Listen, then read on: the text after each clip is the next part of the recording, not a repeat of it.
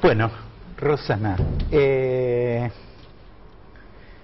¿cómo la ves? ¿En qué punto está la empresa? Contame un poco, haceme una historia breve de la empresa, que es una historia breve de tu familia, finalmente. Exactamente. ¿No? La empresa fue fundada por mi papá hace 57 años y es una empresa familiar. Hoy estamos mi mamá y mis 3 hermanos, Ajá. 3 hermanos varones y yo que soy la última en llegar.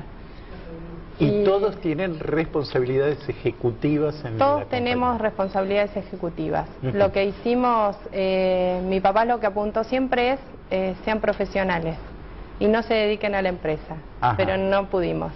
Claro. Lo llevábamos adentro y desde que nacimos estamos adentro de la empresa. Entonces cada uno en su área, mis hermanos son ingenieros, yo soy licenciada en administración y cada uno en su área, o sea, tiene responsabilidades a cargo. Claro. Uno la dirección general, otro el área de desarrollo y diseño, mi otro hermano todo el tema de producción y a mí me toca recursos humanos y toda la administración y finanzas.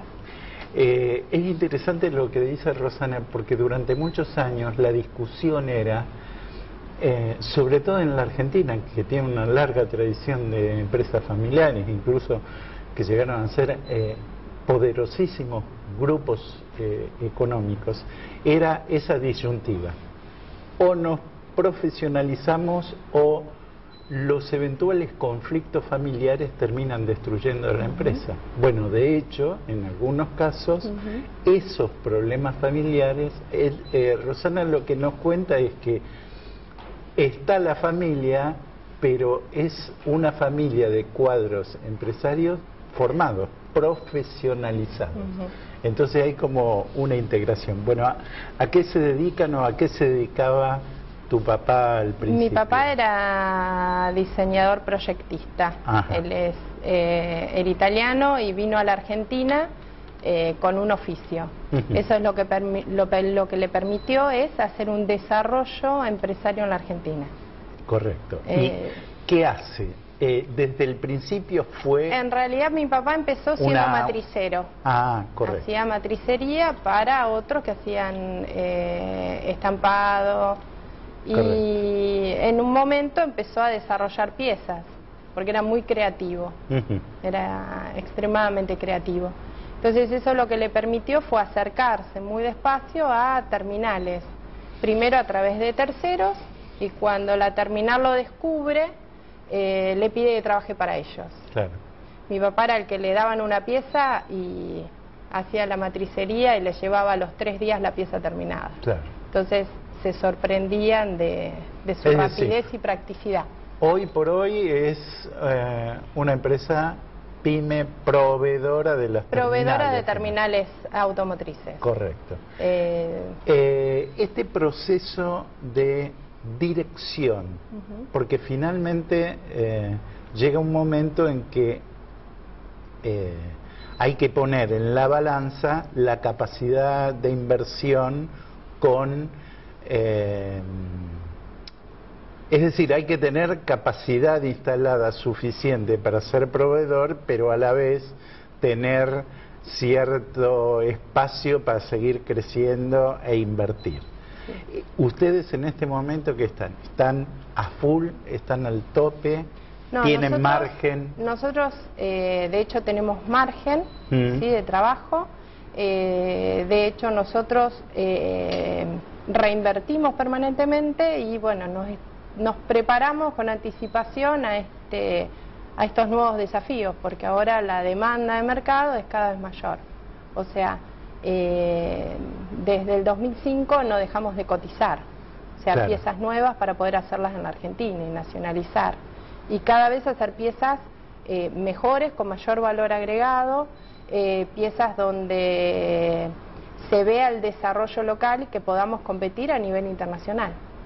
A ustedes este límite, porque estas limitaciones a las importaciones, sobre todo me refiero a insumos, partes, piezas, repuestos, qué sé yo, que vienen del exterior, ¿es un incentivo para ustedes? ¿Es una dificultad? Y hoy es un incentivo. Es un incentivo. Y porque realmente las terminales necesitan nacionalizar. Claro. Entonces estamos dentro de las alternativas. Claro. De la otra forma había que ir a golpear puertas. Hoy tenemos la posibilidad de decir si estamos preparados para poder resolverles el problema. Podemos hacer la pieza en la Argentina. Claro. O sea, por supuesto que algún repuesto de alguna máquina será complejo, pero en realidad nosotros apuntamos a desarrollar al máximo acá en la Argentina. Porque la disyuntiva, me acuerdo los primeros días que se puso en ejecución esta medida de restricción, había como efectos en la propia industria, es decir, si había 3 días que se demoraba una licencia para el ingreso de alguna pieza, medio que se paralizaba el terminado de un automóvil, ¿no? Esa es una realidad. Y por la otra, lo que vos decís, es decir, la capacidad de los propios autopartistas de ir generando esa sustitución de importaciones que todos decimos que deberíamos tener, pero la sustitución no es automática. Claro. La sustitución, nosotros desde que empezamos a cotizar hasta que cerramos los negocios, hacemos la matricería y ponemos la pieza, mínimo estamos hablando de un año. Claro. Entonces el proceso no puede ser automático. Entonces hay que generarlo paulatinamente, pero trabajando en conjunto. El hecho de trabajar en conjunto entre la terminal, el gobierno y los autopartistas hace claro. que hagamos un proceso sin corridas, sin malos momentos, sin tener que frenar una producción. Claro. Pero siempre que haya un plan y que ese plan se monitoree. Claro. Si todos estamos trabajando para el mismo lado y con el mismo esquema, no tenemos problema. Nos vamos alineando. De un día para el otro es muy complejo, porque está el tiempo para desarrollar, para cotizar, para que te elijan, para desarrollar. Y bueno, ¿qué es lo que hoy estamos dirías haciendo? Que el nivel de producción de autopartes es, en la Argentina, digo, es un nivel competitivo, por lo menos en la región? Me refiero, porque hay muchas autopartistas que son proveedoras también de grandes plantas internacionales, ¿no? Sí. Hoy comienza a ser cada vez más competitivo. Cada vez más competitiva. A ver, lo decimos en cuestiones de calidad, lo pregunto yo. Sí, obviamente hay que supuesto. ser competitivo, no solo en eso, sino en precios, en costos. Claro. En precios, claro. ¿sí? O sea, a ver, nuestras comparaciones son con el mundo. Claro. A nosotros no nos comparan solo con otra alternativa argentina, claro. sino que la comparación es el mundo. Claro. Entonces vos tenés que estar alineándote y profesionalizándote para ser mejor proveedor mundial, ¿no? O sea, dejas de ser un proveedor local, porque tu comparación es con el mundo. Entonces vos tenés que estar permanentemente mejorando para ser mejor ante el mundo, que seas vos una alternativa. ¿Cómo son tus colegas brasileños? Porque esos sí son competidores fuertes, ¿no? Sí, en realidad es difícil entrar al mercado brasileño. Claro. Tenés que entrar son de la mano de la terminal. proteccionistas. Son sumamente proteccionistas. Si no entras de la mano de la terminal, no entras. Y convencer a la terminal para que te elija es difícil. Claro. Es difícil. Claro. Le tenés que dar muchas ventajas. Entonces es complejo. Pero hoy, por ejemplo, nosotros empezamos a trabajar y cada vez más para proyectos que son brasileros, no son argentinos. Eso es lo que nos dice que Cordero va a crecer regionalmente. Si bien el negocio de la exportación, nuestras terminales no lo necesitan y lo aceptamos, porque es así, pero nosotros vamos acompañándolos y eso creo que es muy importante. Claro. Poder regionalizarte y llegará el momento de que quizás Cordero tenga que estar en Brasil. Y seguramente es el proceso natural de expansión de la empresa media, claro.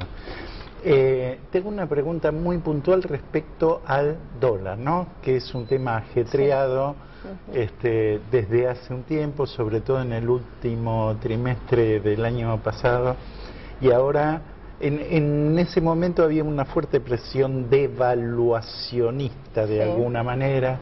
Después algunas medidas de Brasil y correcciones del real nos pusieron más a tono, lo cual nos beneficiaba. Ahora, concretamente, desde el punto de vista de los costos en dólares, evidentemente la formación del precio para ustedes es muy difícil. Es muy difícil.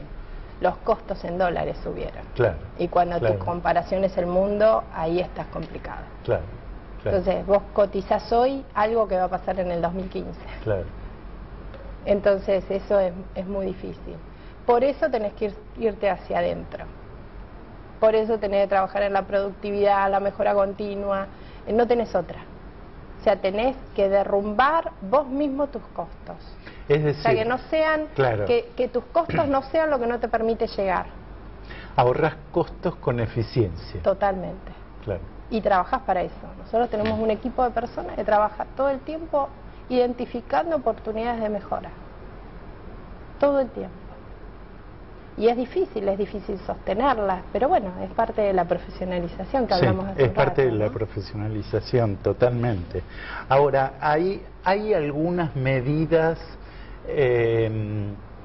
hay también otra discusión en general, por supuesto, para todo el sector empresario, pero me refiero específicamente a las pymes. Las pymes, a quienes se les pide que inviertan, que conserven la fuente de trabajo, que son un factor fundamental para sustituir importaciones. En las pymes se les pide todo, ¿no? Ahora, las pymes también reciben poco, porque finalmente son las que están más alejadas de los créditos, del poco o mucho que haya, según la época. ¿Cómo podría haber una política que de alguna manera jerarquice al sector y lo haga, lo potencie, digamos? Flexibilizando. Ajá. O sea, hoy acceder a grandes beneficios en el tema de préstamos insume mucho tiempo de la pyme. Y lo que la pyme no tiene es tiempo. Ese es el gran problema. Hoy la pyme no tiene tiempo. Tiene que estar en el día a día, tiene que estar en la estrategia, en planificar, pero no puede dedicar, o sea, siempre tiene que estar ayudada, acompañada y asesorada, y eso tiene que ser simple. Tenés que llegar a la fuente de financiamiento en forma simple. Y las pymes es fácil controlarlas. Obvio.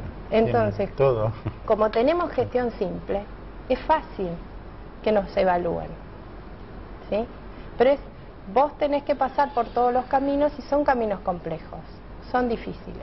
Es muy difícil acceder al crédito. Aunque hay alternativas. Pero a veces y hay acceder momentos, es difícil por esto que te digo, por la complejidad. O sea, por armar un proyecto. Y sí, obvio, si yo armo el proyecto tengo que dejar tiempo de hacer otras cosas. Y quizás es cotizaciones, es estrategias para mejorar mis recursos humanos. Entonces, tenés que aumentar la cantidad de gente que trabaja para vos. Y si estamos diciendo que tenemos que destruir los costos, estamos haciendo algo que no es correcto. Totalmente. Ustedes también se preocuparon, hablo del último trimestre del año pasado y del próximo, por la situación salarial, por el nivel de ajuste salarial de los últimos años. ¿A ustedes también les complica la ecuación?